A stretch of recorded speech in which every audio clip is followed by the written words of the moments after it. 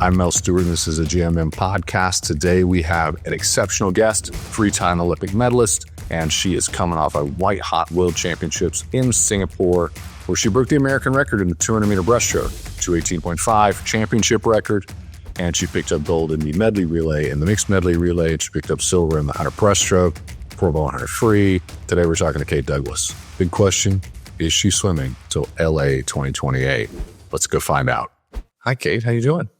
Hello, I'm good. I've been excited to do this with you because I have a confession.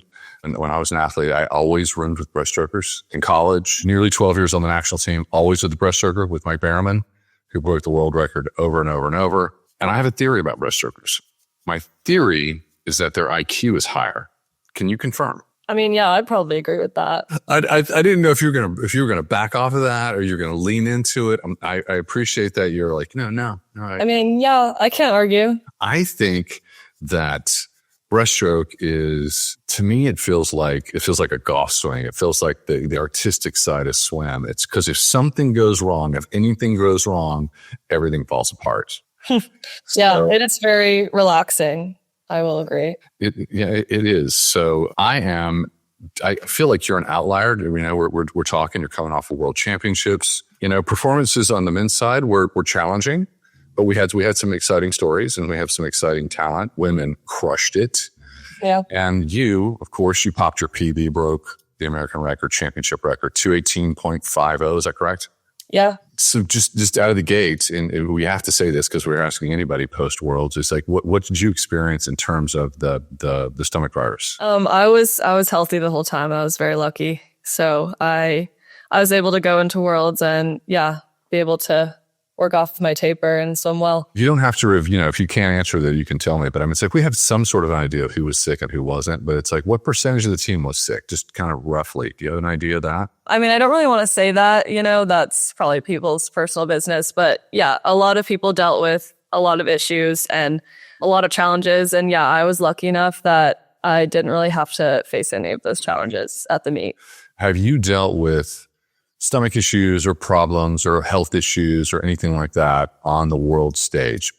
Pan Pacs, Olympic Games, World Championships. Are you somebody who's, you're battling that? Is that something that's always in the back of your head? Have you suffered from it in the past? I mean, I think for most meets, I have managed to stay healthy. It is always difficult when you travel very far to avoid, any issues. I feel like a lot of times I go into meets with a little bit of like a cold and, you're not sleeping because of the travel, and that can kind of just take a toll on your body. And so it's hard to be like 100% healthy like you would be, in like a normal week. But I have not really dealt with any major illnesses during international meets. And so, yeah, that's obviously a great track record for me there. I think everybody knows, anybody who even if you're not on the national team or international team experience, but you're a swimmer and you've dealt with a peak season taper meet, it seems like when you're in this particular stress situations, it happens. And it's like we always have those teammates who battle sickness on the way in, and then a lot of athletes who go through the entire event and then they get sick after it's over. It's like your immune system is like this. Are you somebody who? Caleb Dressel's a good example. After a huge event, he usually comes home and he's like, I always suffer a small cold or something like that. Is that something you've had to deal with? Honestly, not really. No. I feel like more so I have colds kind of like going into a meet, but I feel like at this point in my career, I've swam a lot of meets with, being a little bit under the weather, not feeling great, and I've still swam okay. And so I try not to let it bother me too much when I do have, something up with me going into a meet. Well, full disclosure, so change topics. Coleman and I were fighting over this interview, and I'm like, I've never talked to you, and I won that fight. He capitulated because he's a super nice guy. But I've not been able to ask this question, and I was curious about it because I'm following the editorial staff at SwimSwam and their coverage of you, and it's like you're coming out of Paris, and there was a question.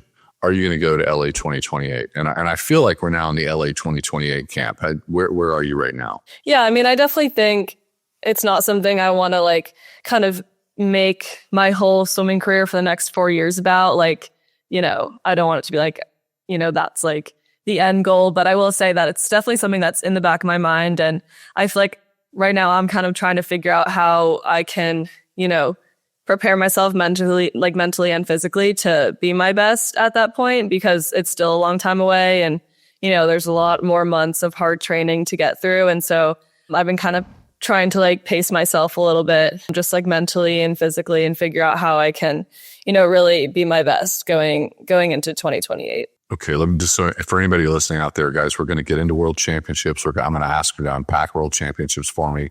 We're going to get swim nerdy and nitty gritty and very granular. But I want to stay with this topic right now. You said something that it sounds like what I've heard from a lot of iconic stars and pros managing long careers with Olympic medals, a lot of Olympic games under their belt. If I know that's, you're not projecting to 2028, but that would be a third Olympic Games. You're talking about managing energy systems, emotional stress, training, it's how that fits with your life. Are you trying to manage that? Help me understand that. Help, if somebody's out there and they're like, could be a third-time Olympian in a domestic Olympic run-up, but we're talking about managing your lifestyle. What does that mean? Help me understand that. Yeah, I feel like going into Paris in 2024, there was a lot of sacrifices that I had to make so that I didn't, I worried a lot about missing practice and making sure that everything was as perfect as it could be, which, obviously was what I needed to do to try to go in and win a gold medal. And so I feel like after that, I was just I want to be able to enjoy my life a little bit, not stress about the little things, not stress about missing practice, or going away for a few days here and there, to actually get to enjoy time with family and friends, and also enjoy traveling and those other experiences that swimming gives, without kind of the stress of, training needing to be absolutely perfect and needing to train very hard every day, for the whole year. And so that was kind of my mindset after Paris. The impression I have with Todd is that Todd is the pro whistler. He's the talent whisperer. He's really good at managing this. Mm-hmm. So do you feel like, how much of this is coming? Are you putting the stress on yourself, and how much of it is coach, and how much of it is team culture? Yeah, I definitely think a lot of the stress I'm putting on myself, and I think Todd has helped me kind of take that stress away a little bit, where, if I'm stressing about missing a practice, I kind of need him to calm me down a little bit and be like, everything's going to be fine. And once he tells me that and makes me believe it, then yeah, kind of the stress goes away. And so I feel like he definitely, tries to make me less stressed about everything needing to be perfect. I feel like my goal to be a perfectionist and everything definitely adds a lot of stress. And he's helped me kind of manage that a little bit and be okay with things not being perfect all the time. We did a podcast with Reagan. Reagan's fantastic. She was just kind of giving us, hey, this was my life since Paris.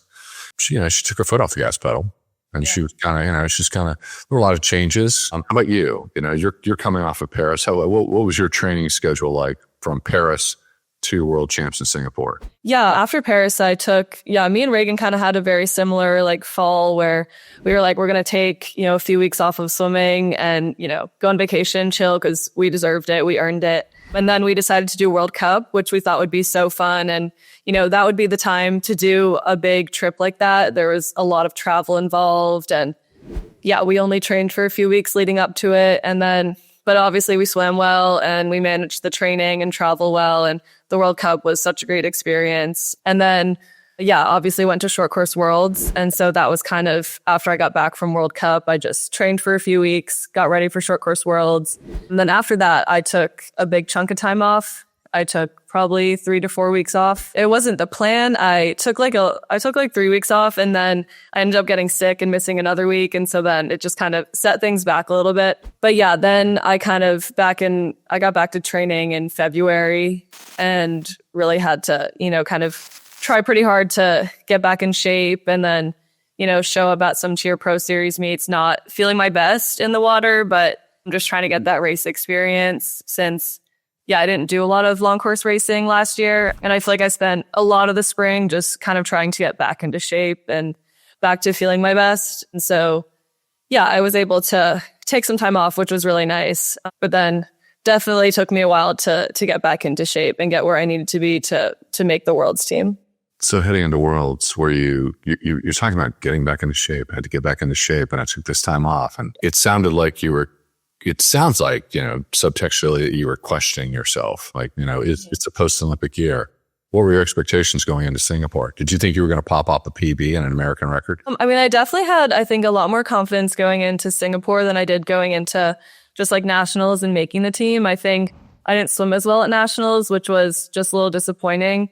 And I knew that it wasn't going to be my best showing, just given, all the time I took off and not having the most like structured training throughout the spring. And so I feel like I wasn't very confident in my races and I was super nervous. And I also dealt with a lot of like knee pain in my breaststroke in the spring. And so my breaststroke training just wasn't the same as it had used to be.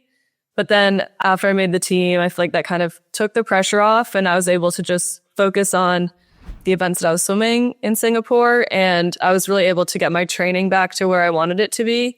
And so then I think that helped me gain a lot of confidence going into Worlds. And I remember like the last few weeks of my breaststroke training, like in my mind, I was kind of like, this is probably the best training I've ever done in breaststroke. And I kind of had an idea that I definitely had it in me to go a 218. Really? What were you thinking? So you were thinking 218. Yeah, I definitely was going into meet being like, I think I can do this. But I will say the 100 breaststroke was a shock for me. I was really excited about that race. And I think that probably had to have helped my 200, get better as well. Are you somebody who writes down goal times? Do you visualize any of that? Or is it just like, I feel good, I'm thinking this sort of a range of time? Yeah, no, I don't really write down anything. It's just kind of all in my head at some point. I'm so disappointed. I had these expectations. So you're statistics undergraduate, you're getting your master's in statistics, correct? Mm-hmm. Yeah. I would think that you'd be writing it down, hundredth by hundredth. Oh, no, that's not me. That feels like a little too much. I feel like that would probably make it more stressful for myself if I did that. Who's the mathematician? Is it Ono at UVA? Okay. Do you guys work together? Yeah, I did at one point in my master's. I was able to do an independent study with him and worked a little bit with him. And I don't really do anything specific with him anymore, but I definitely love to hear about everything that he's working on and kind of gives me ideas for when I finally have time and I finish my master's degree, things that I can, spend more time doing with him. Definitely things I like to talk about with him. What does that mean? Help us understand. I have an SEC education from the University of Tennessee and my spelling is not all there. So help me understand that. I mean, I haven't talked to him in a while since, obviously I've been kind of focused on swimming this summer. But I know that he's doing a lot of work I know he's talking about like AI and swimming and wants to talk to me about that. And so I'm very interested to hear from him about all of that since I don't really know a lot about it. And then, of course, we do a lot of talks together just about how, his data analysis has helped my swimming throughout the years. And how years ago, we looked at acceleration data and kind of was able to make my strokes more efficient in certain areas. Okay.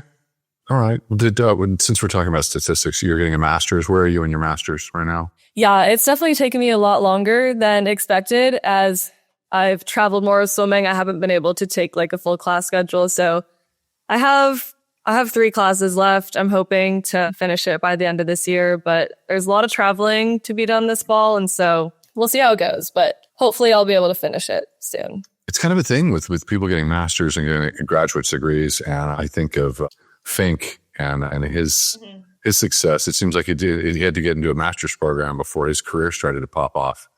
Yeah, no, I always think about him and I'm like, if he could do that, like that's what I want to do. And he was able to kind of hold a job while still swimming, last year. And so I definitely admired that. It was like, that's, something that I feel like I'm capable of doing too. Yeah. You have the full experience, from as a swimmer. You've been to the big show, you got the medals, you've done everything. And anything you do is yes and also. And I'm sure that LA2028 has to be attractive because it's the domestic Olympics, although I know that's not the way you're thinking. Mm-hmm. But do you feel a tension in your life at this age, or anyone that's an elite? I think it's a fair question. It's like, hey, I kind of want to start my life now. I've been doing this for a long time. I'd like to have a career. I'd like to start building a career. Is that something that you feel a tension about? Yeah, absolutely. I definitely think for a while, that's why I was kind of like, maybe retirement's coming sooner rather than later. And, I never really wanted to be like, oh, I'm going to go till 2028 because that just like 2 years ago, that seemed so far away for me. And it kind of feels like my real life like doesn't really start until after swimming in a way. And so, yeah, I feel like part of me is excited for a life after swimming, but I think I've also, come to the realization that I should take advantage of these years and, being able to capitalize on my swimming. And, now I am kind of like, okay, 28 is a possibility. Like it is a while away, but you never know what's going to happen these next few years. And so, yeah, I've kind of accepted the idea that I will be swimming a lot longer than anticipated, but I am starting to also love that more. And I am enjoying, this life as a professional swimmer, even though it's not what I want to be doing like 10 years from now. Is it good financially? Does that matter to you? Is it like, hey, it's the economic side is beneficial, that makes sense for me? Yeah, I definitely think if I wasn't able to make a living while swimming, that would be a huge turnoff for me. Yeah, so I definitely think that's totally part of it. It hurts too much. Yeah, not worth it. Not worth the pain. Swimming is hard, and I think the finances of it's my opinion that since we tracked this, so in the 80s, it was the fight on the national team was we want the right to earn money, and then we were given that right in 88. Then there was like a trust fund, and it was in 1991 before they made it so that the money wouldn't go into the trust fund. You could get it directly. And then the market sort of took off. And it really grew through the 2000s and up to 2011 with the super suits. It's my opinion that the market has gone down since then and it's flattened out. And it's good if you are a big star, but the market is not as good and it's not as deep, meaning not as many athletes can make a living doing this. So we've actually gone backwards. Is that something that you guys talk about among the national team members? No, I'll say that's not really talked about much, but I think, I've definitely, noticed that, there's definitely only a small number of athletes that are able to make a decent living with swimming. And it's definitely tough for the majority of national team athletes. I think the impression that a lot of people have is that, all of your needs are met and it's easy and, you're it's just wine and roses. And that's not the truth. It's good that it is good though for stars, and it's good to be a star. It's my hope that the market will, let's just say, improve during this domestic Olympic run-up, but we will see. My question for you is, I'm hanging up my trunks, my suit, hanging up my suit. This is Kate in real life. We're starting real life now. What does that look like? I have no idea. Honestly, I don't know. I don't know what like my career will be. And I feel like, especially, I don't know where I would live because I love Charlottesville right now. And that's where, I love to train there. And I definitely, wouldn't switch up my training spot or anything there, but I don't think it's where I want to live long term. And so I would definitely want to, move somewhere else. But I honestly have no idea what that looks like. And so I think, I just am kind of waiting until I'm sure that I'm done with swimming, and then I'll figure that out. Any more graduate school? More master's? No, I'll be done with school once I finish this degree. And so statistics, would you go into finances? Are you a future hedge fund manager? Is this what I'm talking to? I'm not really sure, honestly. I guess there's a lot of different paths I could take, but honestly, I just have no idea. But to be honest, I don't really I don't know if I see myself, working like a full 9 to 5 after all of this. Definitely would give myself a little break once swimming's over and then figure things out. You should have a startup. When you guys, the swimmers need to get together, pool their resources, and you guys have a startup. That'd be ideal. Yeah. It'd be ideal. Then you're not working 9 to 5. Then you're building wealth. Yeah. But I always enjoy my conversations with Ryan Murphy because I'm just like, you want to be a hedge fund manager? Just say it. Just say it. But with your education and your background, it is interesting. You can go in a lot of different directions, and that makes me pretty happy for you. Yeah. I have the next 2 years to figure it out, so there's no rush. Back to the topic of managing the stress and the strain and how to do this over the years. What does that look like for you? So, next year, I've always said the post-Olympic year was actually, to me, it's not. I feel like the pressure's off. It's like, this is kind of like a pancake year. we could screw this one up unless you're Kate Douglas and you break the American record, or it kind of doesn't matter. I think a lot of people do. This is that one year that you forget. Next year to me is a struggle. The Pan Pac year always felt like a struggle to me. It's a hard year to get through. Fair statement? Yeah, I mean, I definitely think that's why I was kind of okay with taking more breaks than usual last year or this past year because, yeah, the pressure was off. Like, I accomplished everything, I wanted to in swimming. And so it was kind of like, give myself a break. I deserve to not stress too much. But of course, once, nationals comes along, you're like, okay, like, I want to make worlds and I want to make Pan Pacs. And so I definitely got a little bit stressed about that, but had to kind of remind myself that it doesn't really matter too much what happens, this year. And yeah, I honestly feel like this year the pressure's off too, because there is no world champs and we've already made the team for Pan Pacs. And so there's no trials meet, which is really great. And also Pan Pacs is a lot later this summer. And so I do feel like I'm able to take as much time off as I did this past year, this year too, and kind of have the same mindset of not be too stressed about having, the perfect training schedule and making sure that everything is going right throughout the year. You like the one taper? Yeah, I do like the one taper. I do. I always resented that people from other swimming nations, not that I want to crap on other swimming nations, but I was always angry that they got one taper because it felt like one taper. And I think that the second taper is a really hard taper. It just threading that needle seems so hard under the stresses that you have.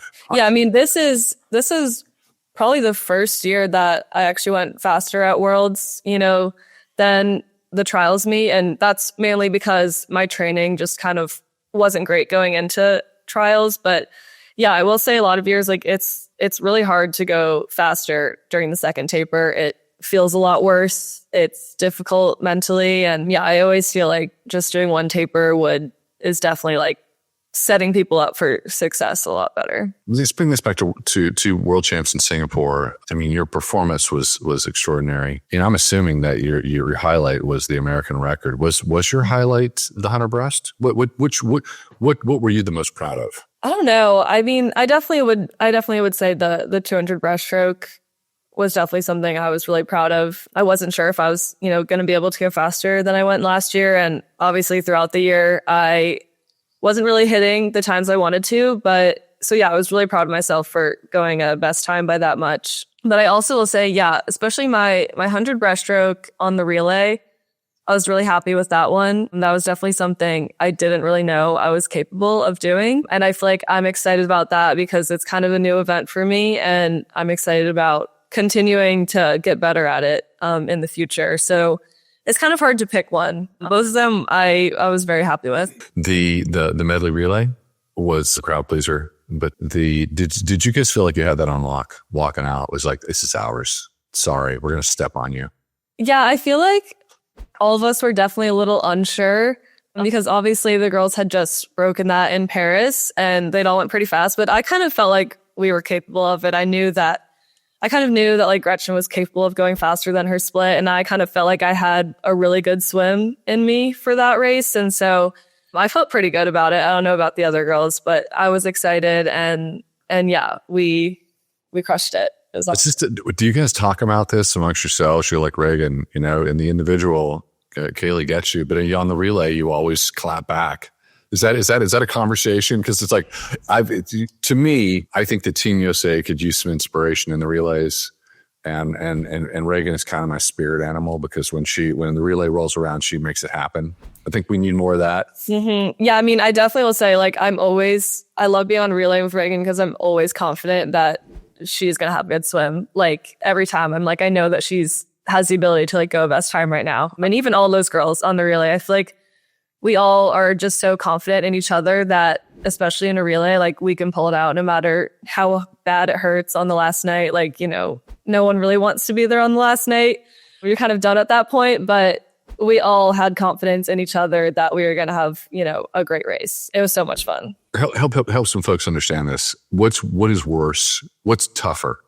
Third day of NC2As, final day of a World Championships or Olympic Games? I mean, I would say the final day of World Champs just because that's like, an 8-day meet. That's a long time, especially most of us started on the first day. And continued on and swam on the last day. Like that's just a really long time to stay locked in. And yeah, you're just kind of like exhausted mentally and physically at that point.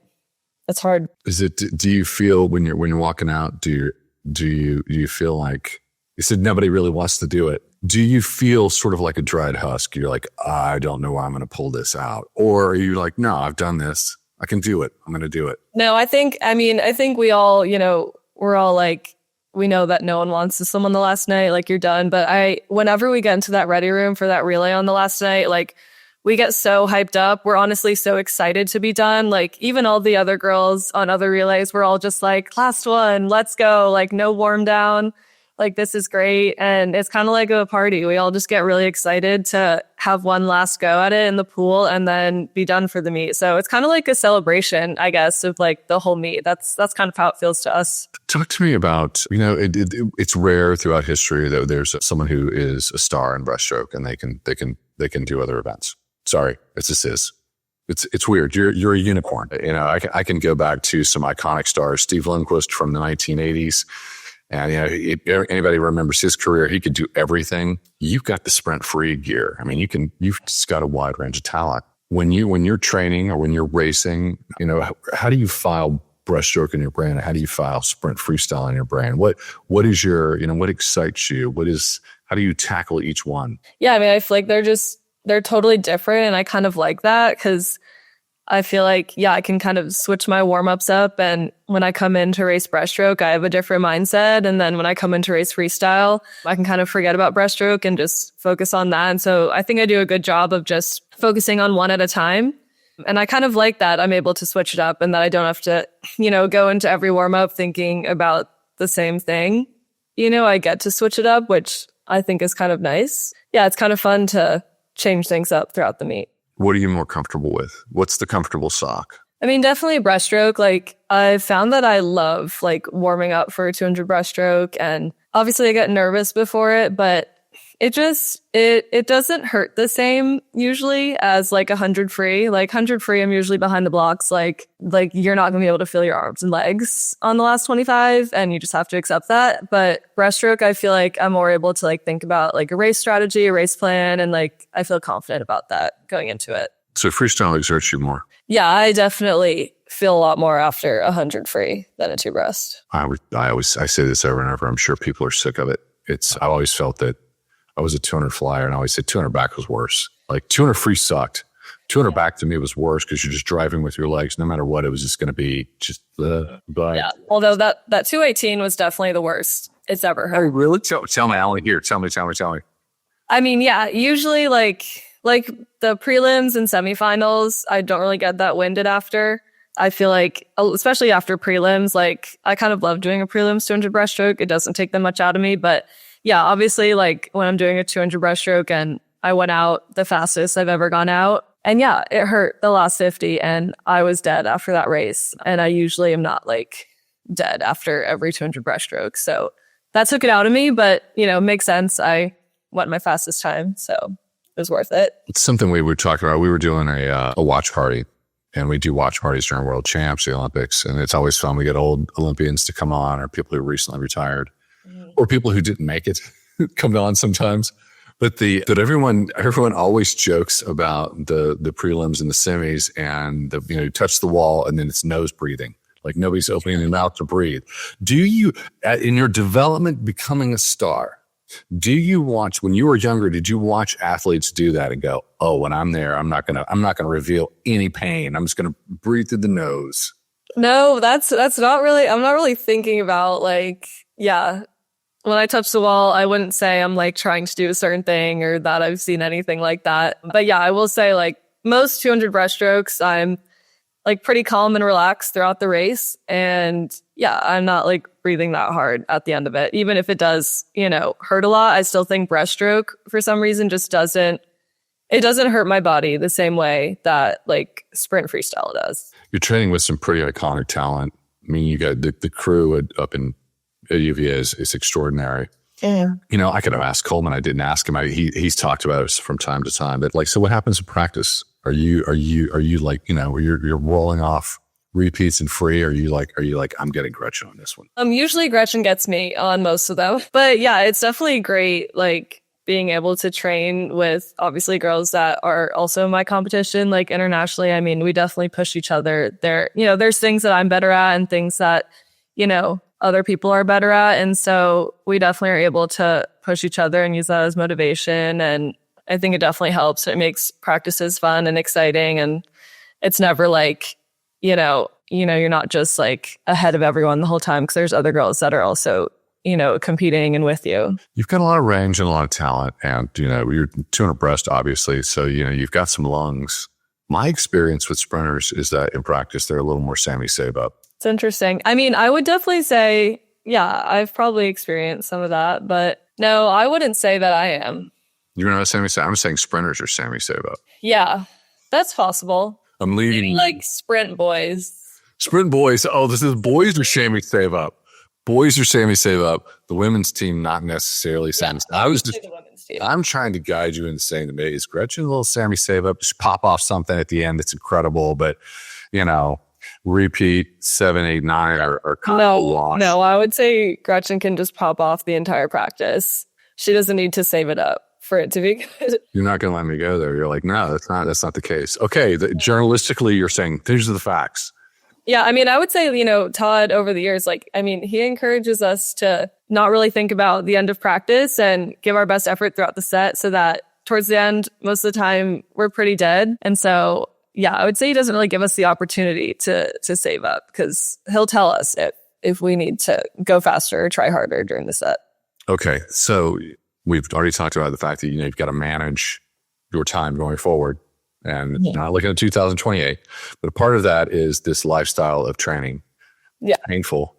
Economics matter. But let's get down to the marrow of it.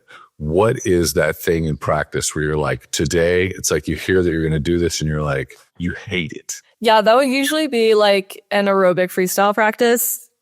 100%. That's like, I come in, I'm like, oh, I don't want to be here. Define aerobic. Just like anything where you're going to dig in and you're going to grind. It's going to be long. Yeah. I mean, I don't do like a ton of aerobic, but we have what we call like a 200 freestyle aerobic day where, I don't know, it's like anywhere from like 300s to 200s, and then, some 50s fast, 100s fast. And I don't really like that stuff, but I know that it's good for me, and that's what Todd tells me. And so I just get in and do it. But sometimes I complain. If you like had to, do you know what your schedule is going to be every time you're rolling into a trials meet, Grand Pax Worlds, whatever? Like, what do you want to do? It's like, I'd like to drop this off my schedule. I never want to do it again. You're getting running up on a third Olympics. You can kind of say, hey, I can pick and choose. What is that for you? Is there anything you'd like to drop off your schedule? Like, I don't want to do that anymore. Honestly, I don't know. I feel like year to year, it kind of varies on like what I want to do. And I feel like I always, kind of like talk with Todd about that. And we kind of discuss what makes sense to focus on, depending on the lineup of a meet, and figuring out, what I should focus on, what I should focus on in training. And so haven't really figured that out for this year yet. But I mean, I feel like at this point I kind of have, it's kind of obvious what all of my main events are. It's all manageable. You've got to, you're like, I've got this. This is going to work for me. Yeah. But I do feel like it depends on what the lineup of, the goal meet kind of looks like, because if two of my, main events are back to back in a meet, like it wouldn't really make sense to focus on both of those. Our readers really love you. Like, comments can be brutal. Like people can be brutal in the comments, and it's just like, but you get through that funnel unscathed. It's like the consistency. It's like you're just like your fan base is consistent and they are diehard. That's good to know. I don't read the comments. I just talked to, obviously I interviewed Kyle Chalmers, and his podcast, by the time this is out, his podcast will have been out, but he lives in our comments. The Australians love SwimSwam Comments. No, yeah, it's a bad place to be. I think for a while it was hard to like get away. I mean, people that's kind of like where you go to look at the comments after you like read an article. But over the past few years, I mean, I've gotten so good, like I don't even want to go look there, just because it's not good for our mental health to be looking at what people are saying about us who have no idea about anything about our lives, you know. It's surprising how little people know sometimes, and with how much authority they speak. That is what that is. Yeah. When I do see comments, I'm like, these people don't know anything. They don't know what they're talking about. Have you seen Abby Weitzel's TikTok? I did see that. Yeah, that was pretty funny, and it just goes to show that these people are crazy. They are just saying stupid things that don't matter. The TikTok was awesome. Yeah. It was a. She did a great job. We're fans of Abby, and we liked it. Yeah, that was funny. It made me laugh. Yeah, no, it does. The Kyle Chalmers reads SwimSwam, and he reads the comments. I just want you to know that he reads it. And before we got on, we were talking off camera, and I'm like, "Have you read anything?" And you're like, "Nah, I don't read it." No. Which tells me that you are a very healthy professional athlete, because professional athletes should know that that's just this out here, and I'm doing this over here, and the two shouldn't have any bearing on you. So, kudos to you for being a true pro. That's impressive. Yeah. Although it would be awesome if you said, "Hey, I'm like shout at the stands, G42," and we could go back in and parse all those comments from like 5 years. But that didn't happen. No, not at all. That's good. All right, I appreciate that. I appreciate it, and we'll accept your answer. So I've asked everybody, and I have to ask them. You're inside the bubble on the team when all the meme stuff happened with Lochte and with Phelps, and it's was that a discussion internally? Was it known? Did anybody care? What was the impact on the national team? I don't honestly, kind of just stayed away from all of that. Honestly, didn't even know it was really going on during the meet. And I feel like all of us just kind of were trying to focus on our own meet. And again, it's like all these people saying so many things, but like we're at a meet, we have to swim. Like none of that really matters or is going to affect, anything that we should do in that moment. So it's kind of something that, we just didn't really talk about much. Just kind of, I didn't even really know much of what was going on at all. You're really locked in. This is a level of locked in that I've never had in any interview that I've done, and it actually makes me really happy for you. So kudos to you. Wow. Yeah, I try not to. I pretty much just I don't really read SwimSwam, so I don't really know what's going on ever in the swimming world, and that's okay with me. I think it's better that way.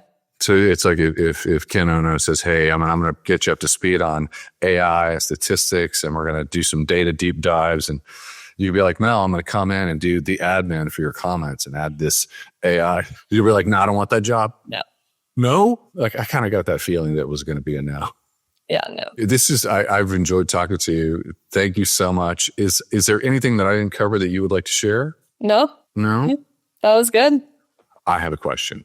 It seems like there's always, hey, we do there's the trials, there's the camp, and there's the world champs. And sometimes telling that story and I'm absorbing it because I'm reading everything on a daily basis. And then there's like the follow-up. Then there's like the vacation. Mm-hmm. Does everybody take a vacation after every big meet? Does everybody, go to some far-flung place and chill? I don't know if everyone does, but I know a lot of people do.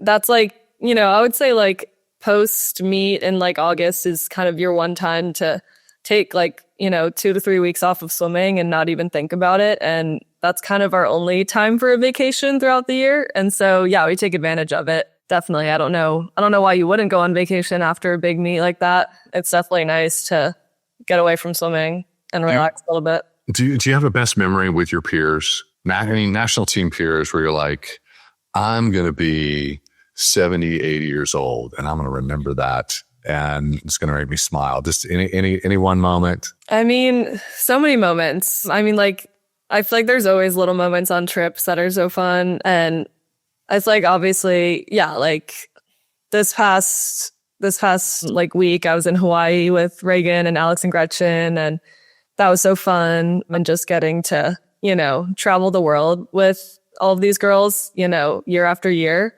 There's, not one specific memory I can point out, but like these are, friends I'm going to have forever because we've experienced these crazy things together. Like, all this travel, the illnesses, the meets and everything. Like, it's awesome experiences. We did Hawaii after the 88 Olympics and we did vacations in Spain. But I remember Hawaii after the 88 and everybody was on mopeds and there were so many people on mopeds. And I'm like, and it occurred to me as we're like riding up some mountain and I'm seeing like so many national team members on mopeds. And I'm like, we're not really that great at this stuff on land. Like if somebody skids, it's going to take out a third of the national team. Yeah. And I just remember thinking to myself, it's okay. Stay in the moment. Yeah. I mean, I'm pretty good on a moped. We use those in Charlottesville, so you wouldn't need to worry about me.